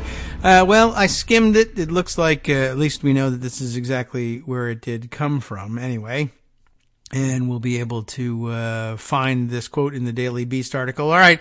The opening paragraph didn't make a great deal of sense to me. I think he may have overdone it a little bit, trying to make it a little flowery. But let's jump in at the second paragraph here in Harry Siegel's piece in the Daily Beast.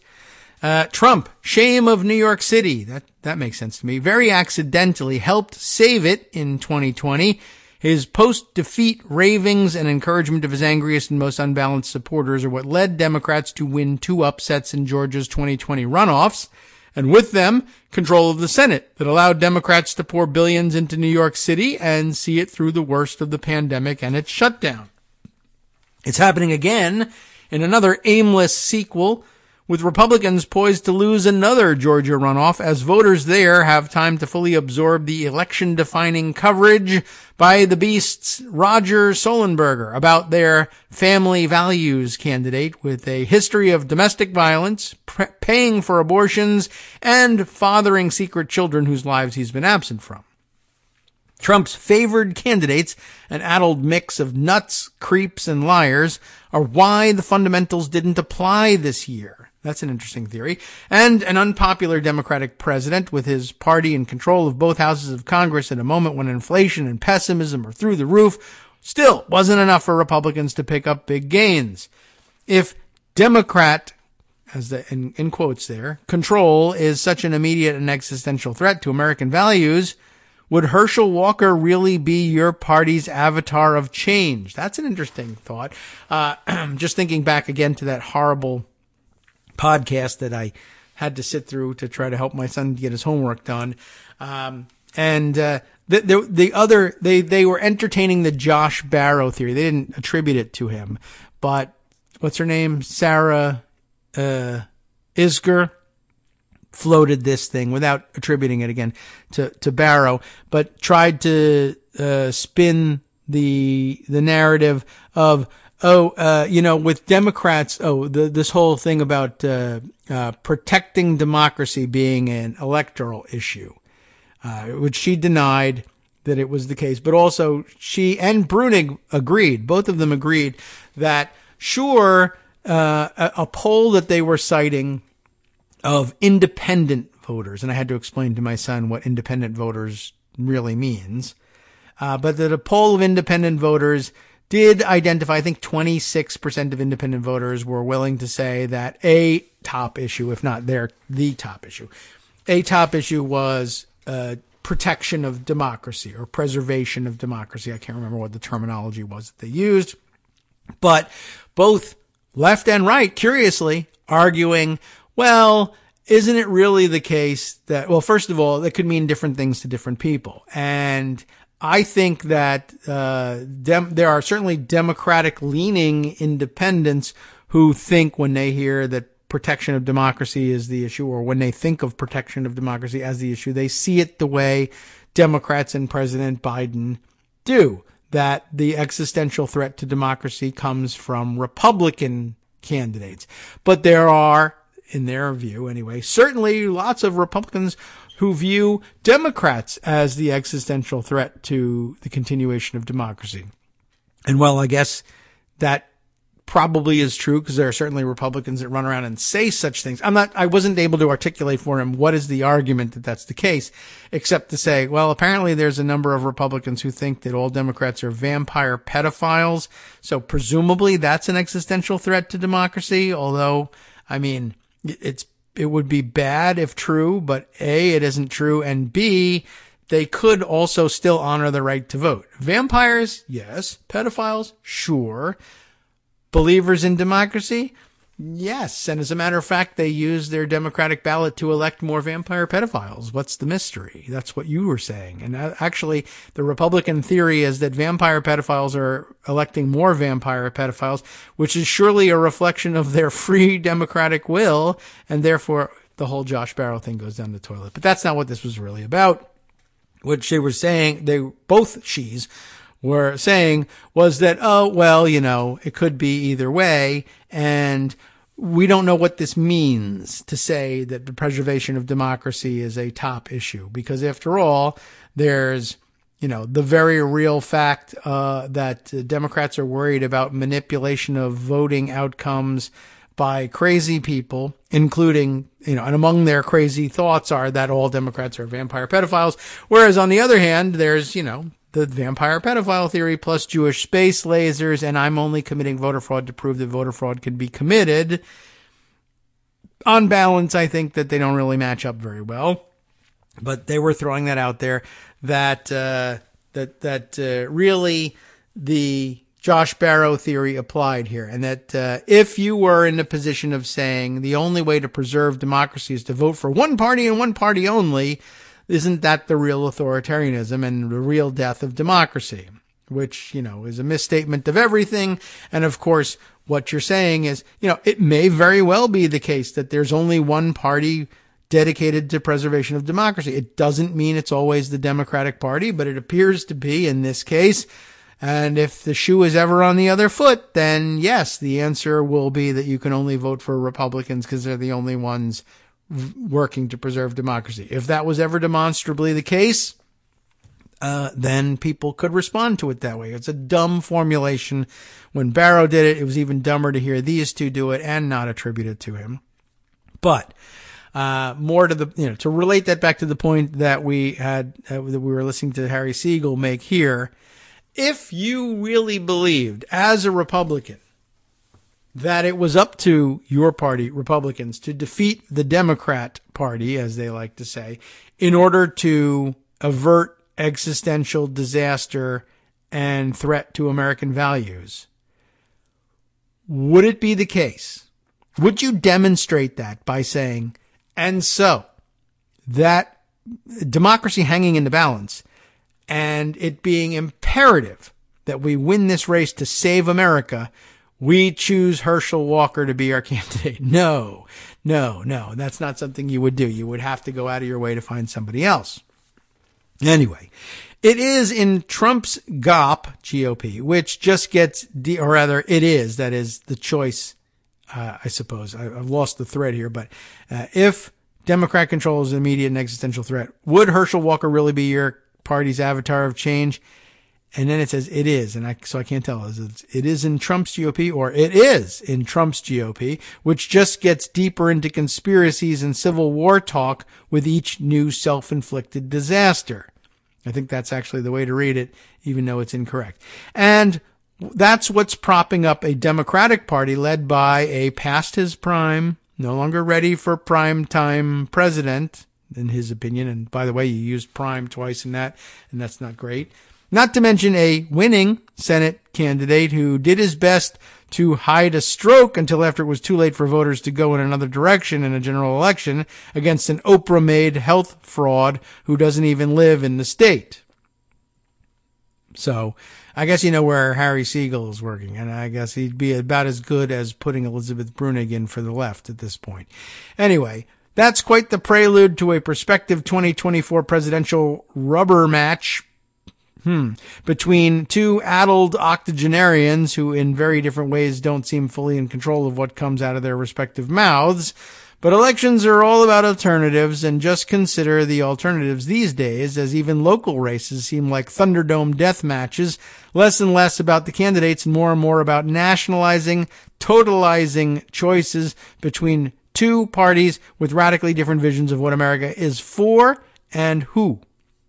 That, in turn, should allow the parties, if they still were worth a damn, to put up more moderate candidates in line with what most American voters actually want. When everyone is fired up about the threat the other side poses to America as we've known it, it doesn't matter how fired up or ready to form firing squads your side is. They still only get one vote each, and the people on the other side are also going to turn out. That's part of why this red wave fell short, and part of why there, semicolon, I'm not certain that belongs there, are some signs that this long national fever may finally be breaking. I don't quite see it yet, but okay. People who voted for Democrats may not be in love with all their candidates, but they can see what the alternative would be. How much worse could I be may have sounded like a fairly harmless pitch to some voters in 2016, but after 4 years of finding out, and now that every election feels like it could be the last one, it's a terrifying proposition to contemplate. As Trump keeps giving his blessing to a rotating cast of the worst, he's costing his party winnable races and even what seemed to be safe seats, like the one unashamed and unhinged idiot Lauren Boebert is on the cusp of losing. In New York, Trump-backed Republican gubernatorial candidate Lee Zeldin used his best inside voice to insist it didn't matter that he's against abortion, since the Democrats who control the legislature wouldn't let him change anything anyway. And the voters rejected him, despite Kathy Hochul running a hideous non-campaign and an incredible fear-mongering campaign from Rupert Murdoch's New York Post, here we are, which served in effect as a vastly valuable independent expenditure for the Zeldin campaign as it openly tried to make the news by crusading to elect a Republican challenger to a statewide office in New York for the first time this century, even telling two different crime victims I know of, that their stories could make the cover if they'd say they were Democrats voting for Zeldin because the city is pretty much a hellhole now. Okay, there's the example that was pointed out in the tweet about this thing. Now, let's see.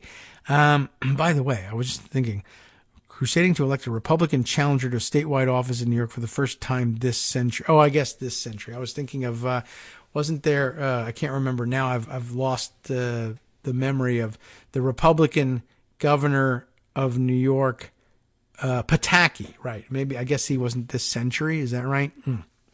All right. Anyway, in the event that Republicans do reclaim the House, odds are they'll lean further into the nasty and crazy under weak, quote, leader, Kevin McCarthy, with no need to actually pass laws without control of the Senate. The lawmakers will spend the next 2 years on smeary investigations and even impeachment proceedings as fan service that will assuredly make the cover of the Post. The Post thinks that because it won its bet on Trump in 2016 and was right in 2020 that Hunter Biden was a newsworthy target, that everything is permitted. He wasn't a newsworthy target. They're wrong. But that doesn't follow, and it turns out no number of inflammatory front pages can change fundamental political realities. If Democrats, the party of America's outgroups, as Michael Barone has often observed, have to deliver to prove that they can make government work for the people, Republicans now seem to think they can get away with calls to drown the administrative state in the bathtub, except, of course, for cops and a legal apparatus to punish abortion providers and seekers, rather than any actual agenda of their own. What the last two cycles have made clear is that Republicans can't get by on that weak stuff. Look what a menace those people are. If they're led by an emotionally unhinged, personally troubled, and frequently repugnant weirdo elevating candidates like himself. What 2022 showed is that given a choice between a party struggling to reconcile its left and its center and its liberal and illiberal instincts, or a Trumpy collection of angry and often incoherent characters, the, quote, Democrat Party looks pretty good to a lot of voters. Hell, the deep state seems more appealing than an endless Peronist purge of anything that could conceivably be defined as part of that deep state. But that shouldn't be the choice. It's sure as hell not the choice most American voters are after. Even after primaries in gerrymandered districts and perverse social media incentives help elevate ever more marginal and addled characters, actual voters are about as steady as ever. Human nature doesn't really change. I don't know. What has changed in America isn't the people, but the gerrymandered and jury-rigged systems through which Americans make consequential decisions. That's certainly true. About who represents them, and how what's changed is how the discourse about those decisions is filtered, or these days just poured out like water from an untreated sewage line. All that as Trump is champing at the bit to announce his 2024 run and reportedly getting talked out of doing so at his last pre-election rally so he could claim credit, which worked out given what an embarrassing night he had.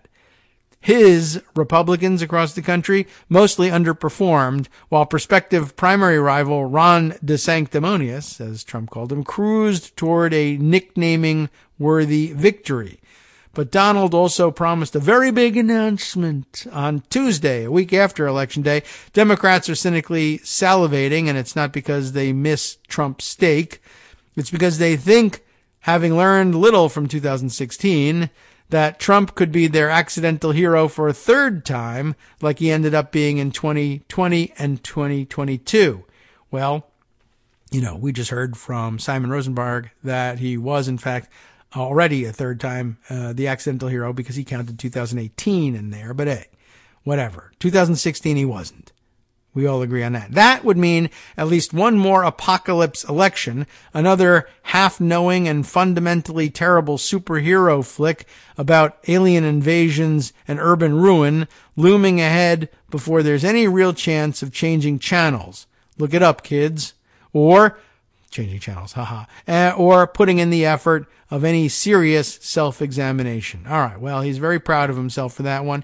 About 3/4 of that article made a decent amount of sense, and about 1/4 of it was garbage. But, he would doubtless say, I'm being attacked from the left and the right. I'm doing something right. Possibly not. All right, jumping back into Pocket, although maybe a quick check on what's happening on the Twitter front to see what's going on here. See if we're missing anything. Let's see. Truro Renfro sending us something here. Watching conservatives cling to the Constitution while absolutely crapping, we'll say, on it like this is like watching them beat Capitol Police with flagpoles flying Blue Lives Matter flags on January 6th. These are not good people. What are we watching? There's a video from Right Wing Watch described this way. Oklahoma Governor Kevin Stitt, who was reelected yesterday, recently dedicated every square inch of the state to Jesus. How do you like that? With the authority that I have as governor and the spiritual authority and the physical authority that you give me, I claim Oklahoma for you. Oh, well, that's very nice. Good to know. I'm sure Jesus would really be happy with Oklahoma. Okay. Well, at any rate, sounds like another warning. for us to keep in mind. I don't think we were in any danger of falling in love with Kevin Stitt anytime soon. Okay, let's see.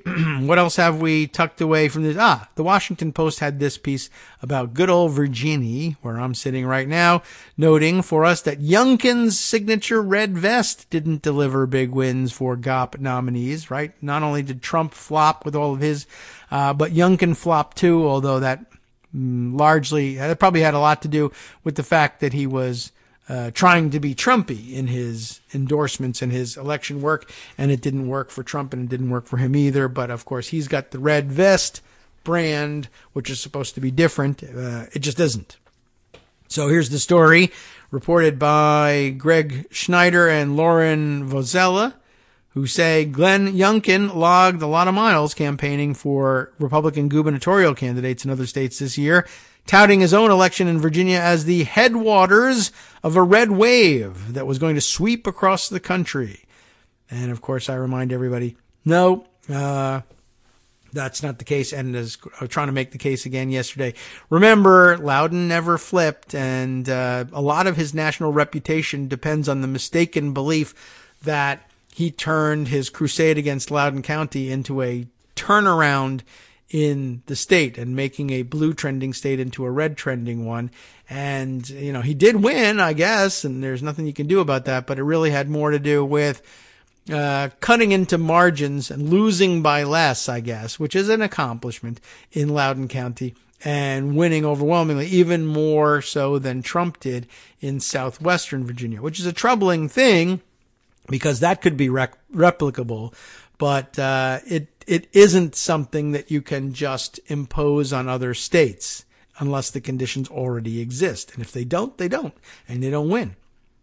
So the results of Tuesday night's elections apparently left many of those Republicans high and dry. Of the 15 states where Youngkin traveled to stump for GOP candidates, 4 saw clear Republican victories. That's a substantial minority, of course. 3 of those were already bright red: Nebraska, Oklahoma, which is now 100% for Jesus, and South Dakota, while the 4th was Georgia, where Governor Brian Kemp led all summer. 8 states, Colorado, Connecticut, Kansas, Maine, Michigan, New Mexico, New York, and Wisconsin, all losses for Republicans. And the remaining 3, Arizona, Nevada, and Oregon, are close contests in which Democratic candidates are within reach of victory. Even in Virginia, only one of the 3 competitive congressional races went Youngkin's way. For State Senator Jen Kiggins in Virginia Beach, winning over Representative Elaine Luria in the 2nd congressional district. All of which raises the question of whether the Youngkin magic, if there ever was any, that brought a Republican victory to blue-leaning Virginia is a template that can be repeated for others, like a one-size-fits-all version of his signature fleece vest. Or whether it can propel the potential 2024 presidential candidate, Youngkin, believe it or not, into the White House. Not looking like it. I know Republicans were very buoyant after Youngkin won in 2021 that they could apply this across the country. Jessica Taylor, who analyzes gubernatorial races for the nonpartisan Cook Political Report, said the day after Tuesday's election, "I think we clearly saw last night it doesn't translate everywhere." Probably wouldn't translate here in Virginia a second time if that were even a possibility. Youngkin's circumstances were different, she said, noting that President Biden's approval rating was especially low last year and that Youngkin never had to endure a tough primary election. He won via a convention and, how about this, ranked choice voting, and didn't have to kiss Trump's ring in the way others have had to do in this cycle to win their primaries, Taylor said. That allowed Youngkin to accept former President Donald Trump's endorsement, but keep him at arm's length, never campaigning with him, in a state where the ex-president was deeply unpopular with moderate voters. Some of the candidates Youngkin stumped for this year, such as Kari Lake in Arizona and Tudor Dixon in Michigan, have been especially enthusiastic in their embrace of the former president and his false claims. Dixon lost to Governor Gretchen Whitmer, of course, while Lake was narrowly trailing Democrat Katie Hobbs with about 70% of Arizona votes counted as of Wednesday evening. By the way, if Hobbs holds on and wins there, will there be any genius strategy retrospectives on how refusing to debate Kari Lake was awesome? I mean, they all said it was going to sink her. Apparently it didn't, or at least it hasn't so far. And I got to tell you, I mean, as surprising as that is, a decision to make in the modern campaign context, I mean, maybe it was right. Even during the campaign, I had my doubts about, is debating somebody like Kari Lake ever going to be worth it? I mean, she's not going to stick to the rules or truth or anything like that. So, I mean, it's just getting on stage with a very polished, very practiced mean girl is like a recipe for disaster. No matter how prepared for the debate you are, it might have been, in fact, the right choice. I think we got to revisit that. Anyway, University of Virginia political scientist Larry Sabato, I'm not Larry Sabato, but he is, argues that Republican candidates' unexpectedly weak showing in gubernatorial contests around the country also undercuts Youngkin's status as a national figure. I think that's probably true. Youngkin hoped his extensive out-of-state travels would create a big buzz and a real momentum for a presidential bid, but the GOP flopped. I like the use of GOP in that one. The GOP flopped. Youngkin is at 0% in the presidential polls, and his bandwagon has barely moved, Sabato said via email. I think what would be really remarkable would be for Kari Lake to lose, but still poll higher in presidential contenders race, in the presidential contenders race than Youngkin, especially after that weird move of saying, yeah, Youngkin Lake in 2024. And she almost burned a hole through him with her laser eyes. Now he's won, so he should have the right to be at the top of the ticket. If she were to have won, she probably would claim to be able to catapult past him. But she may even be able to catapult past him if she loses, which is amazing. Youngkin, I just don't think so. Anyway, so where were we? Kristen Davison, Youngkin's political strategist, said the governor's only aim was to help as many Republican gubernatorial candidates as he could. Many of them were in very tough states, blue states, and in very tough races, she said, and I believe the governor's efforts helped put a lot of those on the map. Whatever. It was a disappointing night for Republicans across the board, Davison said, but she pointed out that Youngkin assisted candidates in deep blue Oregon, as well as in Nevada, which has a Democratic incumbent, could still win as vote totals inch along. I guess that's a possibility. Davison gave Youngkin credit for injecting excitement and kitchen table issues into other states' races, saying that after campaigning with Youngkin, Arizona's Lake talked about cutting the food tax, and Joe Lombardo emphasized education in Nevada. But Davison said Youngkin didn't offer his victory in Virginia as a template. What the governor said is that you can't copy and paste a campaign. Every state is different. Every candidate is different, she said. And that is certainly true. Did he say it? I don't know. But it is true. Former Virginia Governor George Allen, a Republican who served from 1994 to 1998, said Youngkin was a powerful messenger for the GOP across the country. Now, we might note at this point, why are we listening to George Allen? He hasn't held elective office this century, just like George Pataki, right? But anyway, here we are listening to him. Youngkin winning last year really cheered people up across the country. And so he's got that cachet, that popularity. No, Allen said Tuesday night at Kiggins's victory party in Virginia Beach, which he attended along with his wife, former First Lady Susan Allen, as well as former Governor Robert McDonnell. How do you like that? The only glimpse of Youngkin that night, though, was on the big TV screen at the front of the room where he popped up giving an interview on Fox News. Davison said Youngkin had always planned to watch the results from Richmond with his family and let these candidates be the stars of their show. Virginia Democrats have assailed Youngkin for the time he spends outside the state, mocking him on Twitter at times by listing his campaign stops on a T-shirt, concert tour style. His office sometimes releases a daily work schedule that reads, "No public events," only to have Youngkin turn up at a political event in some other state. On Wednesday, some Democrats zeroed in on Youngkin's travels. Good morning to everyone except the candidates who received a visit from Glenn Youngkin and suffered the Hashtag curse of the red vest. Delegate Marcus B. Simon of Fairfax tweeted, I think Glenn Youngkin's approach and style has proven to be not very effective, said David Turner, spokesman for the Democratic Governors Association, which poured millions of dollars into defeating the candidates who campaigned with Youngkin. Even fellow Republicans have grumbled about Youngkin's travel. In August, well before Youngkin's midterm travel peaked, Virginia Senate Minority Leader Thomas K. Normant Jr. from James City lamented that the governor's attention seemed to be elsewhere. I am hopeful he will intensify his focus on the Commonwealth's issues, he told reporters at a state budget event in August. Youngkin alienated some Republican supporters, drawing a public rebuke from Liz Cheney, for instance, for lending a hand to candidates who embraced Trump's false claim that the 2020 election was stolen. Youngkin himself declined to acknowledge Biden's victory until after winning his party's nomination last year. So not a particularly trustworthy guy there either. Super moderate that he is. They included, by the way, Lake in Arizona, who has said she would not have certified Biden's victory if she'd been governor in 2020.